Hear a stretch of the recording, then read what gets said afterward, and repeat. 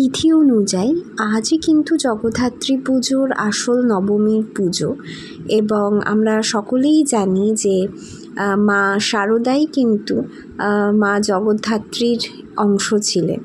তো আজকে আমার বাড়িতে আমার হাজব্যান্ড নিজের মতন করে মা শারদাকে জগদ্ধাত্রী পুজোর নবমীতে পুজো করেছেন এবং আমার হাজব্যান্ডের আরাধ্যা দেবী কিন্তু মা শারদা।